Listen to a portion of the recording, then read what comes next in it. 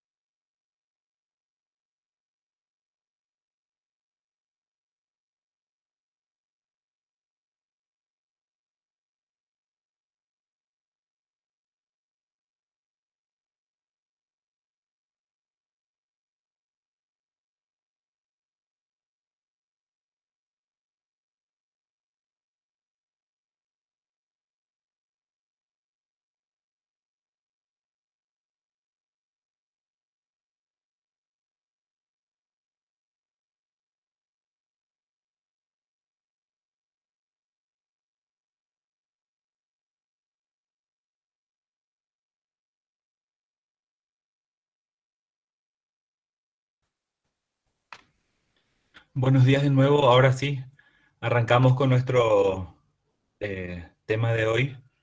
Les pido que si hay cualquier problema con las diapositivas, con las imágenes, cualquier pregunta, que desbloqueen nomás su micrófono para participar o para hacer cualquier comentario. Bueno, el tema de hoy es síndromes diarreicos y vamos a empezar con la diarrea aguda, ¿sí? Bueno, antes, definir lo que es la diarrea. ¿Qué es diarrea? Es cualquier cambio en el ritmo intestinal que está caracterizado por ya sea un aumento de la frecuencia, una disminución en la consistencia, aumento,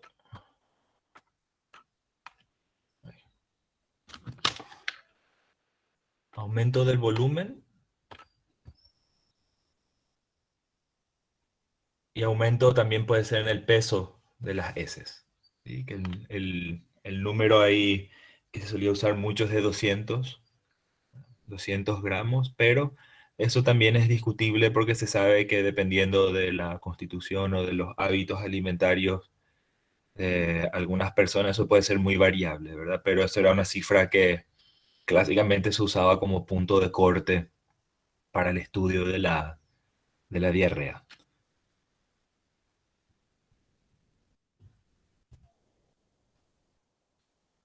Con respecto a su clasificación, lo más habitual, lo que está más, digamos, aceptado por la mayoría de los autores, es de diferenciar las diarreas en diarrea aguda y diarrea crónica, ¿sí? Pero también hay ahí un tercer concepto que es de diarrea prolongada, que vendría a rellenar el espacio entre los otros dos. ¿Por qué? Porque la diarrea aguda se suele definir como todas estas alteraciones, ¿verdad? De las deposiciones con las características que mencionamos recién, eh, y que dura de pocos días y el límite suele ser aproximadamente 2 semanas, ¿verdad? O 15 días, lo que se suele tomar como punto de corte, ¿sí? Mientras que la diarrea crónica es aquella en la que el primer episodio, o sea que el mismo episodio, ¿verdad? No es que hay resolución y recaídas, ¿verdad? Porque eso también es muy habitual dependiendo de qué diagnóstico, como vamos a ver enseguida, pero es el primer episodio que de continuado dura más de un mes, ¿sí? Algunos autores dicen 3 semanas, en el Harrison menciona 4 semanas, ¿sí? Entonces 3 o 4 semanas y tomamos como referencia por nuestro material de referencia 4 semanas. Y entonces la diarrea prolongada, que es después de un inicio brusco, evoluciona en forma insidiosa hasta las 2 semanas.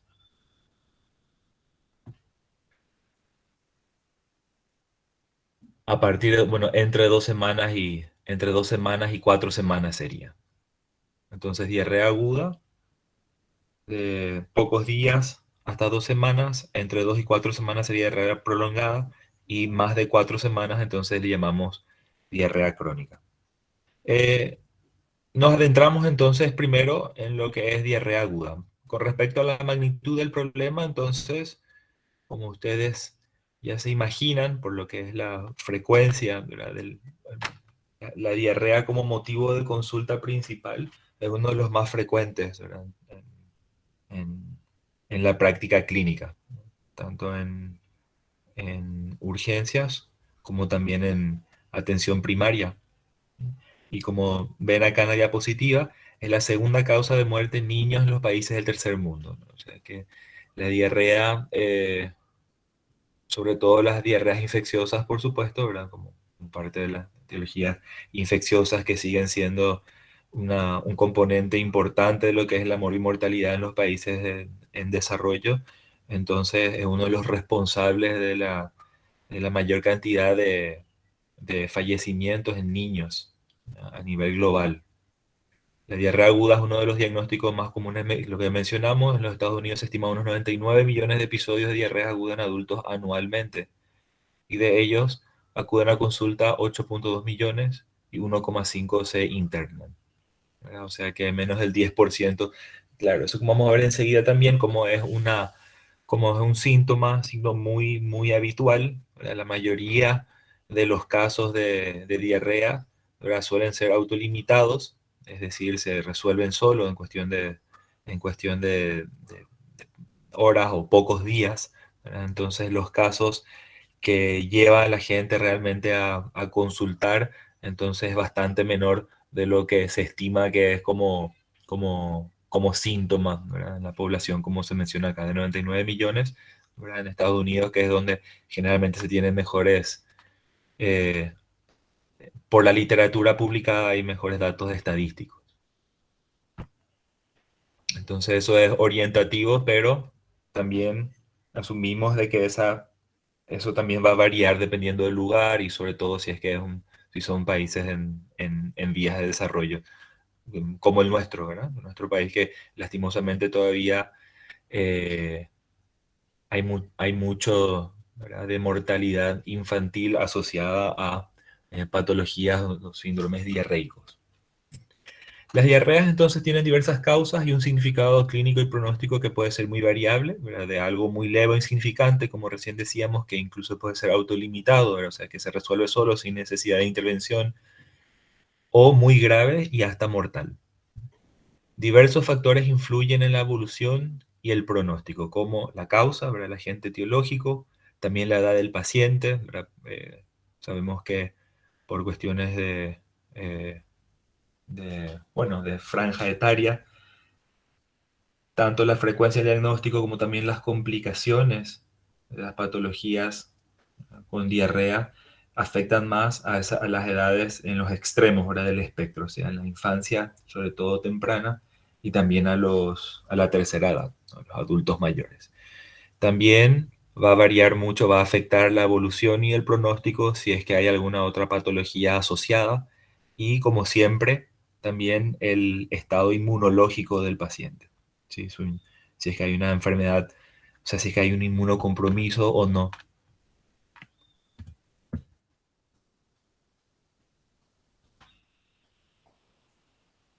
Antes de seguir adelante, mencionar una cuestión que es muy importante con respecto a la diarrea aguda, es que en la mayoría de los casos de diarrea aguda, y que es una de las principales diferencias con respecto a la diarrea crónica, por supuesto, aparte del tiempo de evolución, ¿verdad? Pero el momento de estudiar la diarrea, un dato muy interesante es que en la diarrea aguda la mayoría de los casos son por cuadros infecciosos, ¿sí? O sea que según el Harrison, más del 90%, o sea que una abrumadora mayoría de las veces, la diarrea cuando es aguda se debe a algún componente infeccioso, ¿verdad? Eso es diferente de lo que es la diarrea crónica, ¿verdad? Que hay algunos casos en el que sí puede haber unos agentes infecciosos causando diarrea crónica, pero es más raro, ¿verdad? Es raro que una, que una diarrea de tan larga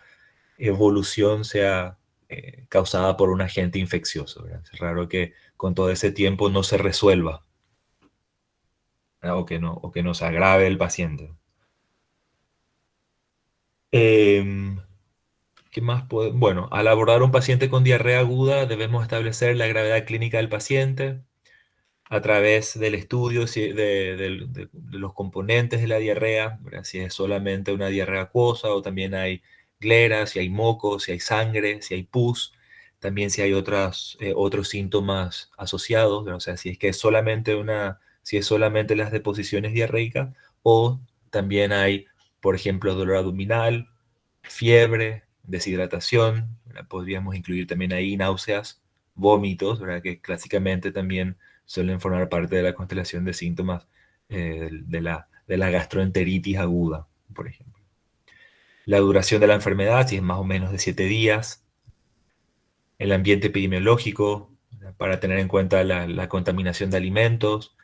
Eh, También siempre preguntar si aparte del paciente hay alguna otra persona en el entorno familiar, laboral, que también esté presentando síntomas similares.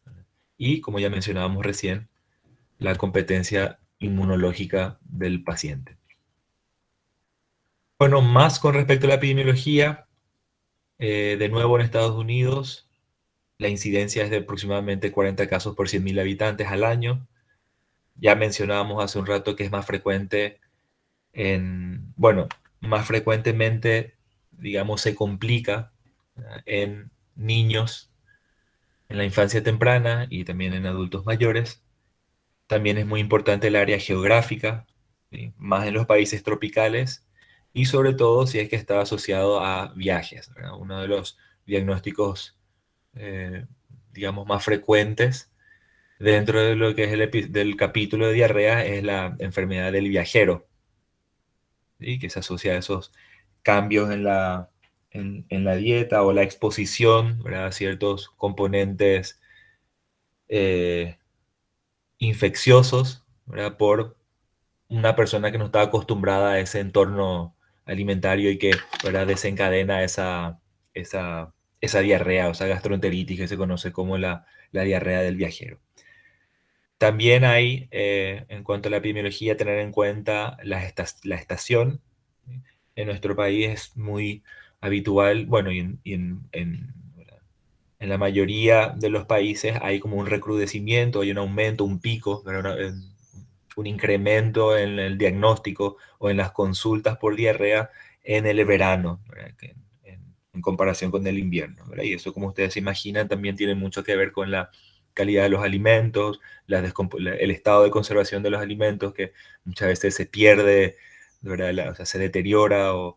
eh, eh, para nosotros, por ejemplo, es muy fácil pensar en el verano, lo clásico, ¿verdad? Que muy frecuentemente se asocia a cuadros de diarrea, son el consumo de cremas, salsas, ¿verdad? Mayonesas, etcétera, que suelen estar, por ejemplo, en los famosos lomitos árabes, que suelen estar ahí expuestos y no suelen estar bien conservados en frío ni nada, y eso es al preguntar, ¿verdad? Al hacer a la anamnesis, ¿verdad? Siempre hay que preguntar, ¿verdad? Estos datos a los pacientes, como vamos a ver enseguida, el diagnóstico, bueno, la diarrea en sí es un síntoma, ¿verdad? Pero el diagnóstico de los síndromes diarreicos, de las enfermedades que pueden contener la diarrea como un síntoma, es mm, fundamental la anamnesis. Muchas veces solamente con la anamnesis entonces hacemos el diagnóstico y hacemos un tratamiento empírico.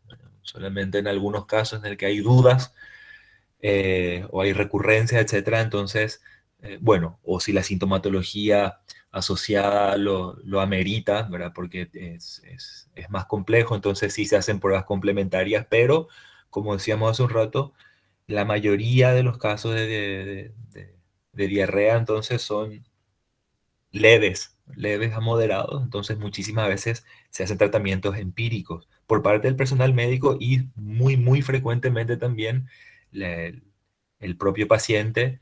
Ya ¿verdad? Es muy habitual escuchar a los pacientes que ellos solitos se compran sus medicamentos, ¿verdad? Así, automedican con los antidiarreicos, etcétera, ¿verdad? Que después vamos a comentar un poquito más al respecto.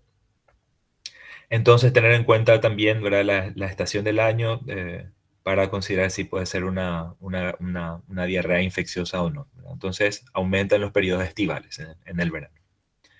Y también la infraestructura sanitaria, ¿verdad? Es más, hay más incidencia de síndromes diarreicos en los países en vías de desarrollo.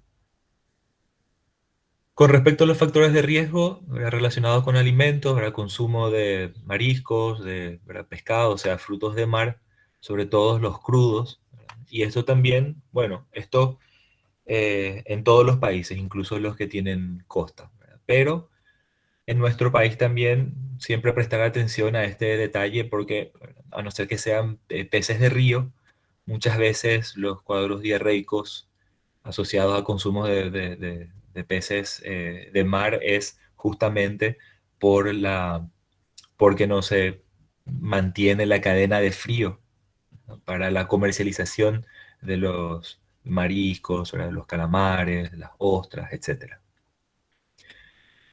Como mencionábamos recién, también personas que viajan a otros países, países tropicales, subtropicales, la diarrea del famoso traveler's disease, ¿verdad? La diarrea de los viajeros. También está muy relacionado con el hacinamiento, ¿verdad? Asilos, orfanatos, en los cuarteles.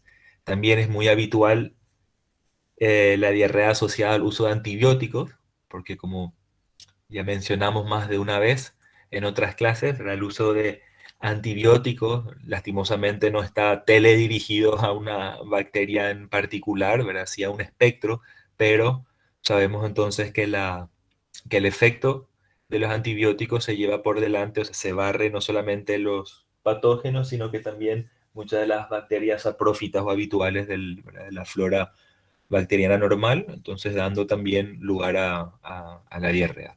Y también algunas enfermedades inmunocomprometen al paciente y clásicamente pensamos también en el HIV.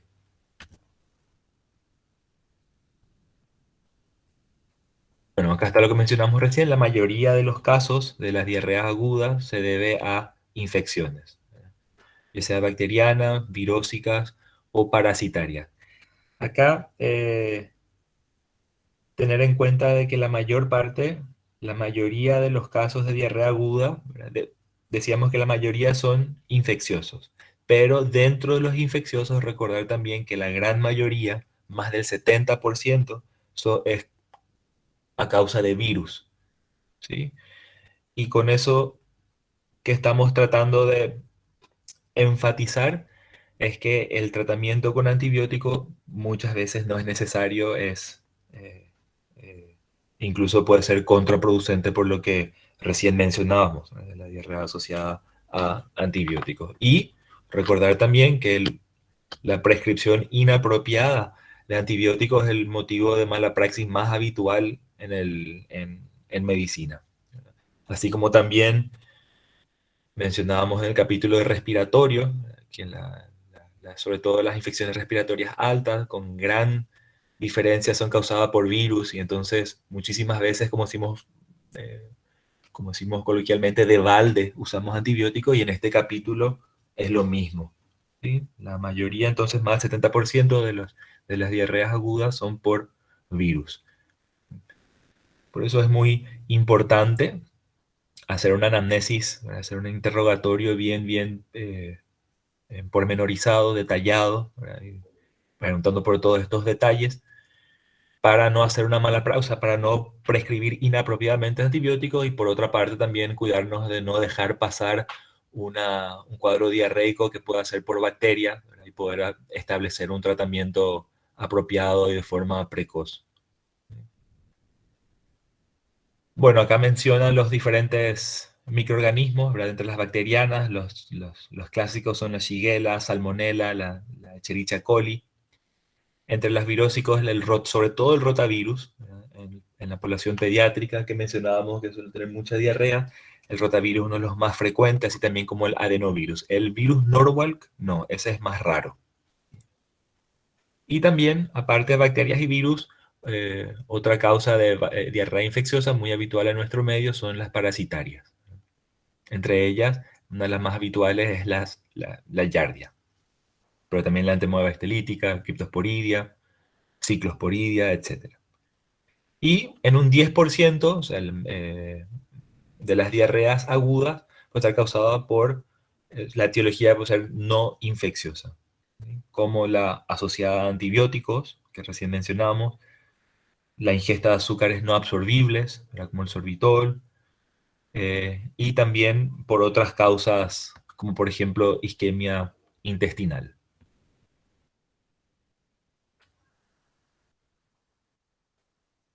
Esta diapositiva es interesante porque describe un poquito digamos, el microorganismo, el agente patógeno más habitual en relación al vehículo, ¿verdad? Por ejemplo, el vibrio cólera, las yardias, Cryptosporidium, que están, ¿verdad? La yardia incluso en el agua potable, ¿verdad? Se sabe que yardia es un parásito muy presente en las superficies, en el medio, ¿verdad? En el medio ambiente y que incluso a veces en el agua que se toma, ¿verdad? Puede haber Giardia lamblia. En la carne vacuna, por eso es muy importante también de la cocción, ¿verdad? Que esté bien hecho, ¿verdad? La Escherichia coli, eh, entermolítica. En el huevo, la salmonela, mayonesa que mencionábamos recién con los lomitos, también el estafilococos, la salmonela. En la enfermedad de los viajeros, lo mismo, ¿verdad? La entomoeba holística, la Escherichia coli. Y eh, la proliferación de Clostridium difficile se asocia también a las diarreas después de la utilización de antibióticos.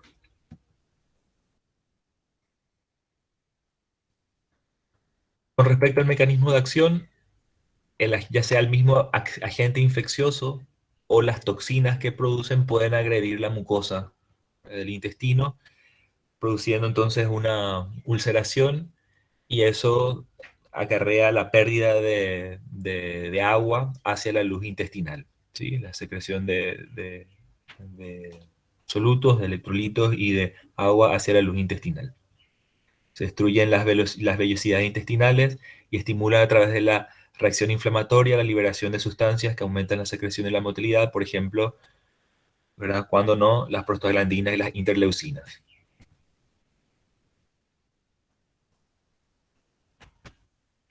Con respecto al diagnóstico, entonces ya mencionábamos que lo más fundamental es la anamnesis, ¿sí? La clínica del paciente. Y para el diagnóstico en cuanto a pruebas complementarias, entonces ahí lo fundamental, la piedra angular ahí es el estudio de la materia fecal, por supuesto. Entonces eso es la prueba complementaria más habitual. Es decir, cuando tenemos un paciente, ¿verdad? Que consulta por, por diarrea, aparte de hacer un detallado examen anamnesis, un examen físico, entonces la prueba complementaria que pedimos es un examen de materia fecal, estudio de las heces, que tiene estos diferentes componentes, ¿verdad? Desde el aspecto macroscópico, el examen bioquímico, microscópico, bacteriológico y parasitológico. En cuanto a lo macroscópico, se tiene en cuenta el volumen, la consistencia, ¿verdad? El volumen que decíamos de cuando es más de 200 al día, la consistencia, que se pierde consistencia, suele ser más deshecha o incluso líquido. También se tiene en cuenta el color, olor, la densidad. En cuanto al examen bioquímico, la sustancia reductora, la determinación del pH. En cuanto al examen microscópico, es ver si es que hay leucocitos y también si es que hay sangre oculta en heces. Y por supuesto el examen bacteriológico y parasitológico, que es para ver ahí en el microscopio la presencia de las mismas bacterias o parásitos. En el tratamiento, si bien en el tratamiento no nos detenemos, no, o sea, no entramos en detalle, sí me gustaría mencionar acá,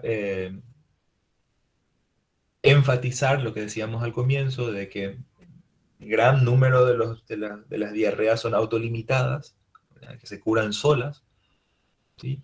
Y también mencionar la importancia del cuidado, de tener mucho ojo al usar o al recomendar usar antidiarreicos, ¿sí? Porque eso es una práctica muy habitual. Como decíamos, muchas veces el paciente ni consulta, sino que se automedica, pero incluso a nivel médico, en el personal de salud, es bastante frecuente ver que los colegas son gatillo fácil, como decimos, ahora se apuran o prescribir inapropiadamente, así como recién mencionábamos antibióticos, también es bastante habitual ver la prescripción inapropiada de antidiarreicos. ¿Y por qué nos gusta enfatizar eso? Porque igual que como decíamos con los antitusivos con la tos, ¿verdad? Ojo, siempre preguntar si la tos es productiva o no productiva, ¿verdad? Porque solo si es no productiva se pueden usar antitusivos, si es productiva entonces mejor mucolíticos, y entonces eco de eso hacemos también en este capítulo, ¿verdad? De la diarrea. Uno, por la frecuencia ¿verdad? Del motivo de consulta de la diarrea y por la frecuencia en que se hace esto de usar eh, antidiarreicos. Recordar entonces que la diarrea, más allá de sus posibles complicaciones, ¿verdad? Es un aumento del peristaltismo en el que el cuerpo lo que está intentando hacer es expulsar o deshacerse de eso que le está causando, que le está causando daño. Entonces, podríamos decir que la diarrea es como un mecanismo de defensa. Entonces, utilizar indebidamente antidiarreicos puede llevar a complicaciones, ¿verdad? O a una prolongación innecesaria del cuadro gastrointestinal. Entonces, tratamiento.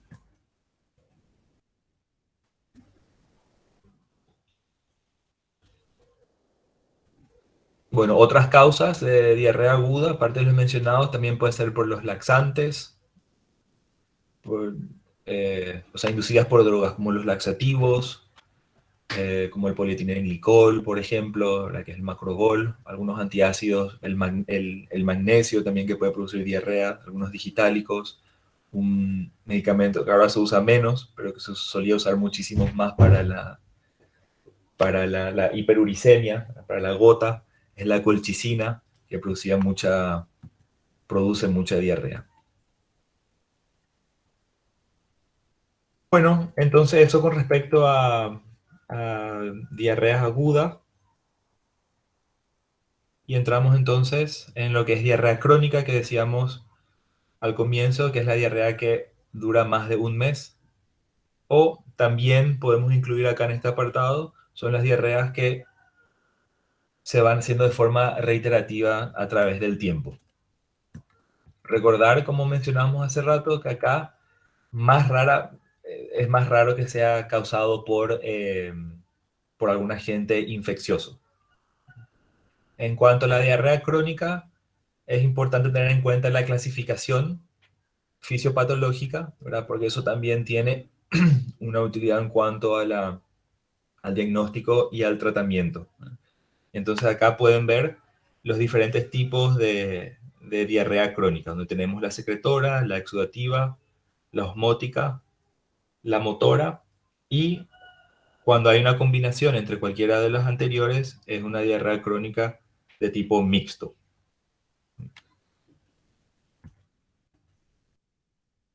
Con respecto a la diarrea crónica secretora, hay estímulos para los procesos normales de secreción, los mecanismos absortivos son normales, o sea, la absorción puede estar alterada, pero muchas veces es normal, pero el resultado final es que se pierde, ¿verdad? La depresión, la pérdida de aguas y electrolitos, y entonces el volumen de la materia fecal va a estar aumentado, más de 1 litro día, y no se altera con el ayuno. Es un dato interesante porque ayuda a diferenciar un poquito de otros tipos de diarreas crónicas. ¿Sí? Un poquito que no cambia.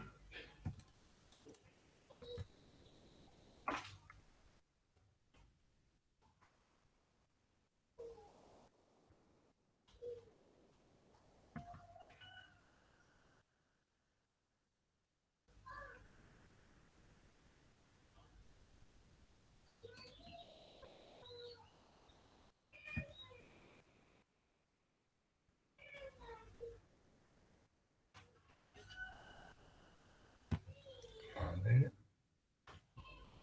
segundito.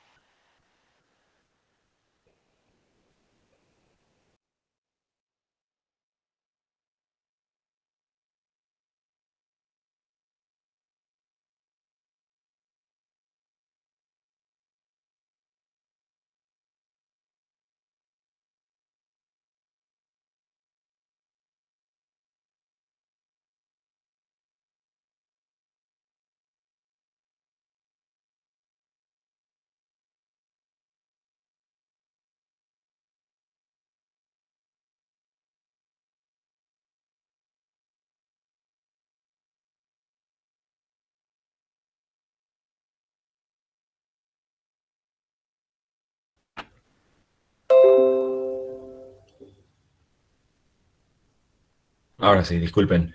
Eh, Otra vez.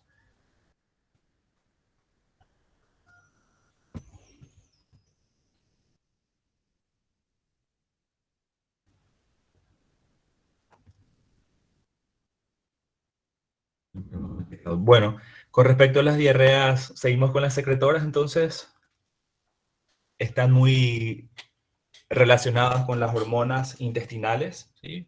Mencionamos también hace rato las prostaglandinas, también las gastrinas, como en el síndrome de Zollinger-Ellison. Con respecto a la prostaglandina, ¿verdad? Pensar en aparte de algunos cánceres, también en el hipertiroidismo. Y el hipertiroidismo también, cuando hay este aumento de la presencia hormonal, entonces eh, aumenta, aparte de aumentar el peristaltismo, también altera la relación de absorción y secreción en el epitelio intestinal, produciendo esta pérdida importante de agua y de electrolitos, ¿verdad? Dando lugar a la diarrea secretora. También causado por ácidos grasos de cadena larga, cuando hay una mala absorción de las grasas en el intestino, entonces eso da lugar a una diarrea de alto contenido graso, por supuesto, ¿verdad? Que es lo que se llama esteatorrea. Y cuando es por ácidos biliares, también por mala absorción de ácidos biliares, suele ser por lesión o por resección ileal, ¿verdad? O sea, por cuando hay en postquirúrgicos, donde hay resecciones de segmentos del intestino, entonces eso da lugar también a esa mala absorción, por esa falencia por la, por la incapacidad que tiene el intestino, por ese acortamiento de absorber de hacer toda su absorción y dando lugar a esa pérdida, ¿verdad? Ese aumento de la pérdida de agua y de electrolitos. Otras enfermedades que alteran la permeabilidad de la mucosa, también como la celiaquía, ¿verdad? Las enteropatías parasitarias y también otras enteropatías nutricionales, ¿verdad? La celiaquía en particular, ¿verdad? Una mención especial porque es una enfermedad que eh, está aumentando mucho en las últimas décadas, ¿verdad? Que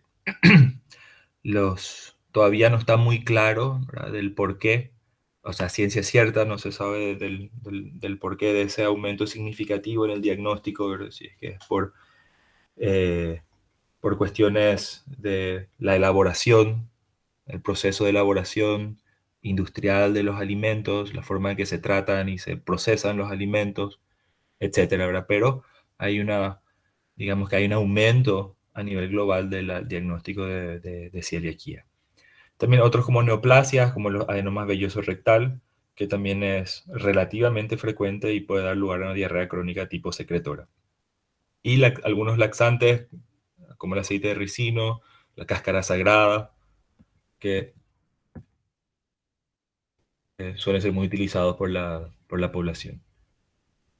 Eh, Eso era con respecto a a la secretora. Entonces, repasando un poquito, porque se me había trancado ahí con el teclado, recordar que estas diarreas secretoras entonces se deben a alteraciones en el transporte, sobre todo de líquidos electrolitos a través de la mucosa.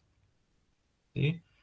Y que recordar que cuando el paciente, o sea, clínicamente la característica de la diarrea secretora es que suele ser muy voluminoso, ¿verdad? Como decía ahí, más de 1 litro al día. Suele ser muy voluminoso y generalmente, aunque mencionamos también la esteatorrea, suelen ser acuosas. Eh, y o sea, sí hay una pequeña mención de que con respecto al ayuno, ¿verdad? Lo que pasa es que un método clásico para el estudio de las diarreas en general y sobre todo las diarreas crónicas en particular, ¿verdad? Como decíamos que suele ser de origen no infeccioso y suele estar muy relacionado eh, a la alimentación, a algunas intolerancias, etcétera. Entonces, eh, el ayuno, ¿verdad? O sea, no solamente el establecimiento de un tratamiento, de una terapéutica que incluya una dieta astringente, sino que incluso el ayuno, ¿verdad? La respuesta de la clínica con el ayuno ayuda también a hacer el diagnóstico, ¿verdad? Porque con algunos tipos de diarrea, como vamos a ver enseguida, mejora, ¿verdad? El paciente al hacer ayuno, ¿verdad? Por ejemplo, cuando es alguna intolerancia a la lactosa o otro tipo de intolerancia que al ayunar mejora, ¿verdad? Sin embargo, en las diarreas secretoras, estas que recién mencionamos, suelen persistir a pesar del ayuno, ¿verdad? Entonces, eso es lo que quería decir esa diapositiva en la que hacía mención al ayuno. Eh, y con respecto, por último, ¿verdad? Mencionamos entonces el volumen.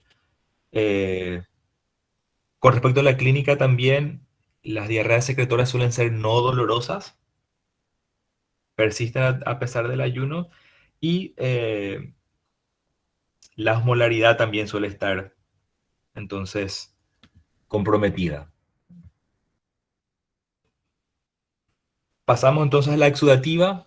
Hay exudación de proteínas, sangre, moco o pus a partir de áreas inflamadas, ulceradas o infiltradas, principalmente del colon distal. Ahí es en donde entran las enfermedades inflamatorias intestinales, eh, como la colitis ulcerativa crónica, la enfermedad de Crohn, y también otras neoplasias donde se pierden más proteínas. ¿Sí? Mientras que los adenomas vellosos pierden más moco, agua y electrolitos, ¿verdad? Por eso se mencionaba también en el apartado anterior.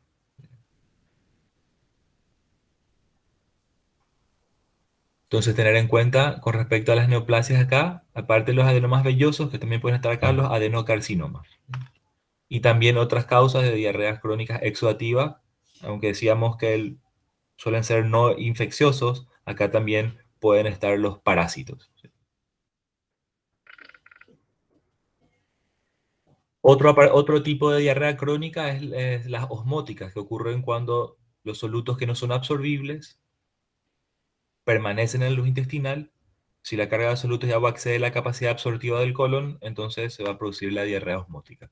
Resulta en una depresión de agua y electrolitos, el volumen aumenta, pero menos 1 litro por día y disminuyen con el ayuno. Entonces acá estarían las dos características, ¿verdad?, que ayudan a distinguir de la diarrea, diferenciar las diarreas crónicas osmóticas de las secretoras, ¿verdad? Uno, decíamos entonces que las secretoras son mucho más voluminosas y lo otro es ¿verdad?, si varía o no con el ayuno, ¿verdad? Entonces acá en las diarreas osmóticas sí suele haber una disminución, o sea, una mejoría de la diarrea con el ayuno. ¿sí?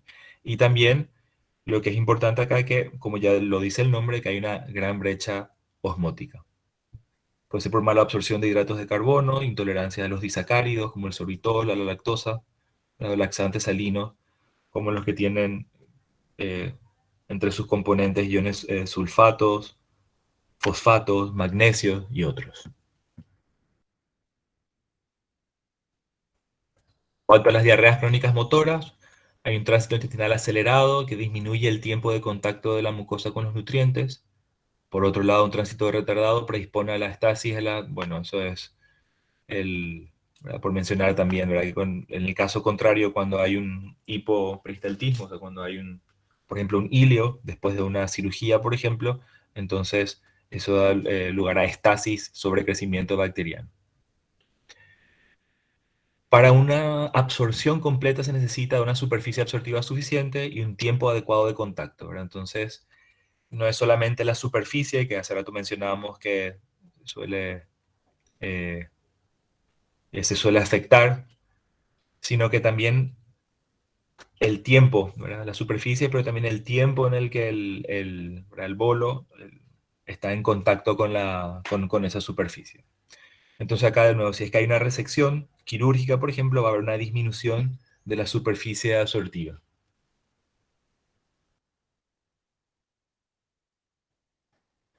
Las diarreas crónicas motoras puede ser entonces por un tránsito acelerado, como en el síndrome eh, intestinal irritativo, y algunas endocrinopatías como la diabetes, ¿verdad? La neuropatía diabética también se asocia a diarreas motoras, y acá también se menciona de nuevo el hipertiroidismo.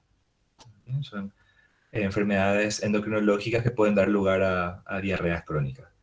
Y cuando es por la disminución de la superficie absortiva, entonces pensar sobre todo en los posquirúrgicos, en las resecciones intestinales, pero también en fístulas intestinales, ¿verdad? Por ese bypass que hace eh, y dejando de tener contacto con la superficie intestinal. Entonces, para repasar un poquito las diarreas crónicas, recordar las causas cuando son secretoras, puede ser por laxantes, ¿verdad? Que son laxantes exógenos, digamos, ¿verdad? Aparte de otros fármacos y toxinas.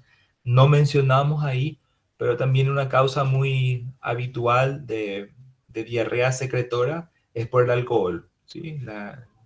Alcohólicos, o sea, la ingesta de etanol también entraría dentro de lo que es diarrea secretora.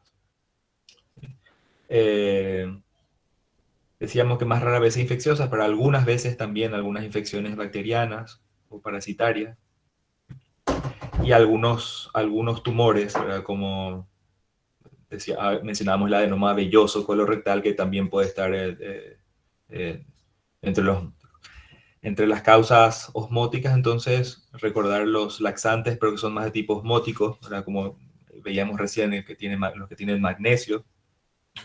Y en cuanto a los osmóticos, también recordar la deficiencia que también es muy habitual, es la intolerancia a la lactosa, ¿verdad? Las personas que tienen deficiencia de lactasa, ¿verdad? O de otros disacáridos. La intolerancia al gluten también podríamos poner ahí dentro de lo que es las causas osmóticas. Eh,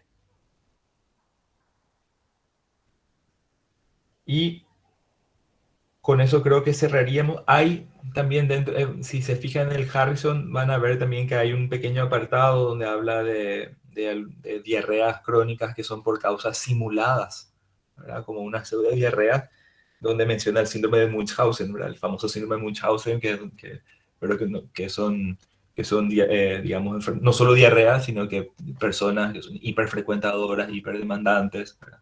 Que están por los establecimientos, o sea, por los hospitales o consultando, ¿verdad? Entonces, dentro de lo que son causas simuladas, también el Harrison menciona al síndrome de Munchausen.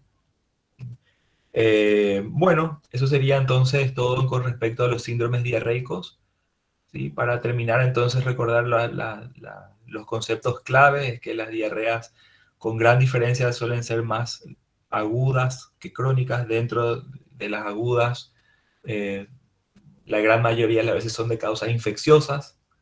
Dentro de ellas, otra vez, la mayor de las veces son por causas virales, ¿sí? Pero que son autolimitadas, pero que es muy importante, es fundamental hacer una buena clínica, hacer un buen interrogatorio, porque dependiendo de la asociación a otros síntomas o no, vamos a ser más o menos agresivos con nuestra búsqueda, ¿verdad? Con nuestras pruebas complementarias y, por supuesto, con nuestro tratamiento. No sé si es que hay alguna pregunta, algún comentario.